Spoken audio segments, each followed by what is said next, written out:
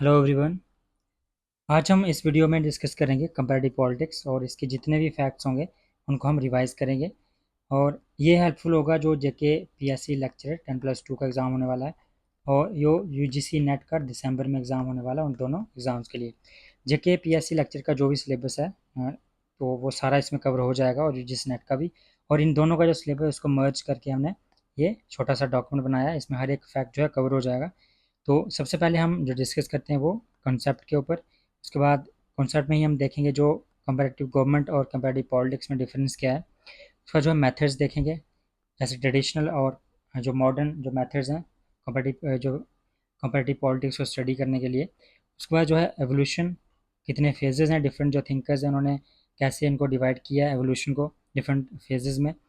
उसके बाद जो अप्रोचेज़ में ट्रेडिशनल और मॉडर्न अप्रोचेज़, और वैसे ही जो अप्रोचेज़ हैं यही मेथड्स सेम है। मेथड्स कौन कौन से ट्रेडिशनल में आ जाता है, philosophical, historical, legal and institutional. उसके बाद मॉडर्न जो मेथड्स हैं उसमें आ जाता है सिस्टम अप्रोच, डेविड की structure and functional approach, political development, political modernisation, political sociological, political economy, new institutional, behavioural and post behavioural. उसके बाद जो है इंटरप्रेटिव अप्रोच।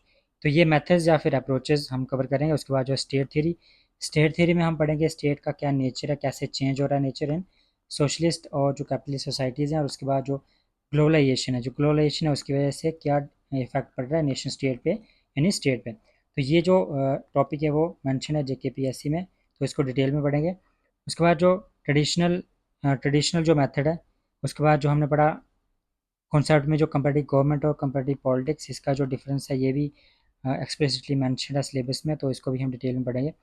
उसके बाद जो policies of participation and representation, actors and processes, इसमें different जो मेथड्स हैं, जो टूल्स हैं ऑफ रिप्रेजेंटेशन, कैसे पार्टिसिपेट किया जा सकता है, कैसे रिप्रेजेंटेशन के जो past first past the post system या फिर प्रोपोर्शनल रिप्रेजेंटेशन है, ये सारे इसमें देखेंगे। कॉलोनियलिज्म और डीकोलोनियलिज्म और इसका क्या इम्पैक्ट रहता है कंपैरेटिव पॉलिटिक्स में, क्योंकि जैसे डीकोलोनाइजेशन स्टार्ट होता है कोल्ड वार में, तो उसके बाद ही जो है कंपैरेटिव पॉलिटिक्स जो है वो जहाँ पे पॉपुलर होती है, क्योंकि जो डिफरेंट न्यू कंट्रीज़ हैं उनके जो कल्चर्स हैं उनको स्टडी करने का मौका मिलता है और उस पर जो डिफरेंट जो इंस्टीट्यूशंस जो बिल्ड हो रहे होते हैं उनके बारे में। नेशनलिज्म का जो टॉपिक है ये भी मैंशनड है जेकेपीएससी लेक्चर में, और यूजीसी नेट में तो ऑलरेडी पहले से था। पॉलिटिकल रिजीम्स, इसमें डेमोक्रेटिक और नॉन डेमोक्रेटिक दोनों हम पढ़ेंगे। कॉन्स्टिट्यूशन एंड कॉन्स्टिट्यूशनलिज्म, इसमें एविडाइसी, रूल ऑफ लॉ और ड्यू प्रोसेस ऑफ लॉ, ये सारी चीज़ें कैसे डेवलप होती हैं इसके बारे में। डेमोक्रेटाइजेशन, इसमें हम एसपी हटिंगटन की जो 3 वेव्स हैं और उनकी जो काउंटर वेव्स हैं उनको भी हम पढ़ेंगे। थ्योरीज ऑफ डेवलपमेंट, ये सबसे इंपॉर्टेंट है, मॉडर्नाइजेशन थ्योरी। उसके बाद जो डिपेंडेंसी थ्योरी और जो भी मार्क्सिस्ट थिंकर्स हैं जैसे इमानुएल वालस्टीन जो वर्ल्ड सिस्टम थ्योरी वगैरह देते हैं, इन सबको हम पढ़ेंगे, उनके जो कोर, पैरिफेरी और यहाँ पे सेमी पैरिफेरी का जो कॉन्सेप्ट है। उसके बाद स्ट्रक्चर ऑफ पावर, पावर कैसे यहाँ पे किसके पास होती है, कैसे उसको एक्सरसाइज किया जाता है, जैसे इलिटिस्ट जो थ्योरी है पावर की, और उसके बाद प्लूरलिस्ट थ्योरी, जो ये सारा इसमें पढ़ेंगे। सबसे पहले शुरू करते हैं कॉन्सेप्ट से। और कॉन्सेप्ट में हम सबसे पहले जो फर्स्ट जो फैक्ट इंपॉर्टेंट है उस पर हम देखते हैं, जो पॉलिटिकल साइंस का जो फादर कौन है, एरिस्टोटल, और उसके साथ साथ जो कंपैरेटिव पॉलिटिक्स है उसका भी फादर माना जाता है यहाँ पे एरिस्टोटल को। तो यहाँ पे कंपैरेटिव पॉलिटिक्स की डेफिनेशन क्या है इसको हम देखते हैं। कंपैरेटिव पॉलिटिक्स क्या है, एक सिस्टमैटिक स्टडी है, डिफरेंट जो कंट्रीज़ हैं उनके बीच में जो कंपैरेटिव स्टडी करना, सिस्टमैटिक स्टडी करना, किस चीज़ की कंपैरेटिव स्टडी करना, पॉलिटिकल प्रोसेसेस उनकी स्टडी करना, और उनके जो इंस्टीट्यूशंस हैं डिफरेंट उनको स्टडी करना, कंपेयर करना, और बिहेवियर जो डिफरेंट सोसाइटीज़ में और कंट्रीज़ में उनको स्टडी करना, हम कंपैरेटिव पॉलिटिक्स में पढ़ते हैं। और कंपैरेटिव पॉलिटिक्स जो है लीगल और जो इंस्टीट्यूशंस हैं, लीगल इंस्टीट्यूशंस हैं उनके बियॉन्ड जाके पॉलिटिकल कल्चर को इंक्लूड करती है, उसकी स्टडी करती है। और उसके बाद जो political socialisation, decision making, development और पावर रिलेशंस क्या है सोसाइटी में, वो सब चीज़ों को डिस्कस करती है। यानी कि अगर यहाँ पे हम कहें तो एक जो कंपैरेटिव पॉलिटिक्स जो है वो ब्रॉडर टर्म है और कंपैरेटिव गवर्नमेंट जो है वो एक नैरो टर्म है। कंपैरेटिव जो गवर्नमेंट है वो एक सबसेट है कंपैरेटिव पॉलिटिक्स का, और इसका जो मेन डिफरेंस है वो हम डिफरेंट जो नेक्स्ट स्लाइड में देखेंगे। उससे पहले हम देख लेते हैं की फीचर्स क्या है कंपैरेटिव पॉलिटिक्स के। कंपैरेटिव पॉलिटिक्स एक साइंटिफिक स्टडी करती है, एम्पेरिकल और एनालिटिकल यहाँ पे स्टडी की जाती है, और पॉलिटिक्स को स्टडी किया जाता है जैसी एक्चुअल में वो फंक्शन कर रही है।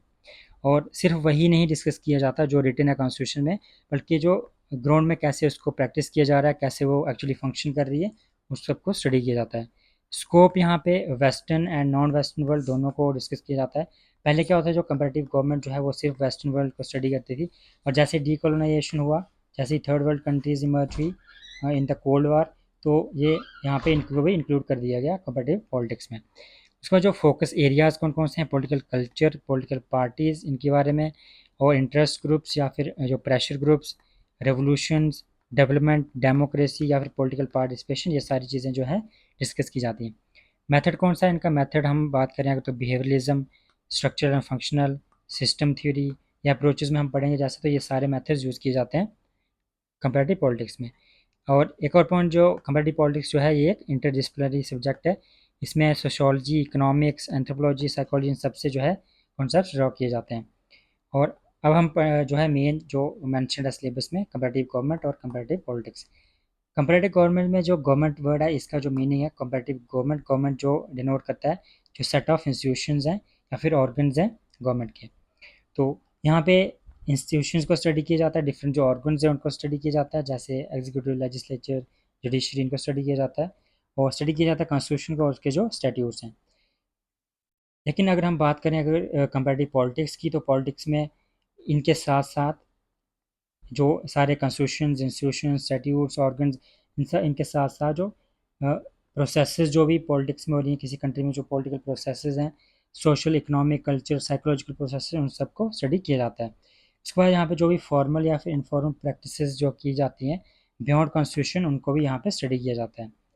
तो यहाँ पे कंपैरेटिव गवर्नमेंट जो है, कंपैरेटिव गवर्नमेंट का पीरियड क्या है, प्री फॉर 1945 इसको प्रैक्टिस किया जाता था, लेकिन पोस्ट 1945 यानी पोस्ट वर्ल्ड वार सेकेंड यहाँ पे इसको कंपैरेटिव पॉलिटिक्स को यहाँ पे स्टडी किया जाने लगा। फोकस क्या था, इंस्टीट्यूशंस और लॉज, यानी कॉन्स्टिट्यूशन जो हमने पढ़ा अभी, लॉज जो फोकस था कंपैरेटिव गवर्नमेंट का। अप्रोच क्या थी, डिस्क्रिप्टिव, लीगलिस्टिक। वहीं अगर हम कंपैरेटिव पॉलिटिक्स की बात करें तो यहाँ पे सारी जो इंस्टीट्यूशन, लॉज, उनके साथ साथ जो प्रोसेसेस को भी इंक्लूड किया गया, बिहेवियर क्या है, कल्चर क्या है, इन सबको यहाँ पे इंक्लूड किया गया। जैसे कास्ट का क्या रोल है पॉलिटिक्स में, कास्ट कैसे इन्फ्लुएंस करता है जो इंडियन पॉलिटिक्स है, इन सब की चीज़ों को स्टडी करना कंपैरेटिव पॉलिटिक्स में आता है। अप्रोच जैसे हमने देखा कंपैरेटिव गवर्नमेंट में डिस्क्रिप्टिव और लिंग्विस्टिक है, यहाँ पे जो कंपैरेटिव पॉलिटिक्स जो है इसमें एम्पेरिकल, एनालिटिकल और बिहेवियर। स्कोप क्या है, लिमिटेड स्कोप था कंपैरेटिव गवर्नमेंट का, ये वेस्टर्न स्टेट्स को स्टडी करती थी, लेकिन पॉलिटिक्स में यहाँ पे ब्रॉडर यहाँ पे इसका स्कोप है, ऑल सोसाइटीज़ आती हैं इसमें, और ये ग्लोबल है। थिंकर्स कौन कौन से हैं, एरिस्टोटल, ब्रेस, लास्की। पॉलिटिक्स में अगर हम बात करते हैं, एलमंड, एस्टन, रॉबर्ट आल। मेथड्स कौन से हैं, लीगल और हिस्टोरिकल मेथड फॉलो किया जाता है कंपैरेटिव गवर्नमेंट में, और साइंटिफिक फील्ड स्टडीज़ की जाती हैं, सिस्टम एनालिसिस या फिर स्ट्रक्चरल एंड फंक्शनल अप्रोच, ये सारी की जाती हैं पॉलिटिक्स में।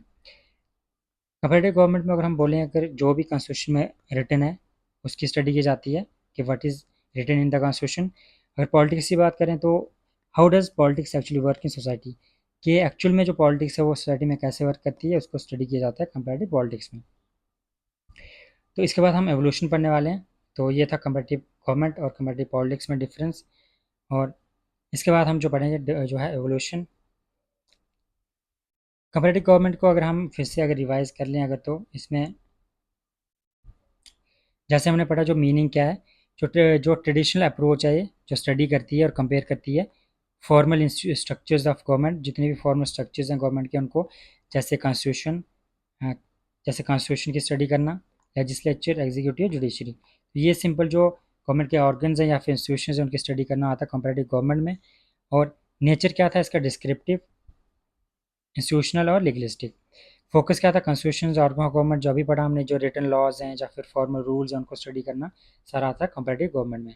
मेथड कौन सा था, लीगल, इंस्टीट्यूशनल जो यहाँ पे मेथड था।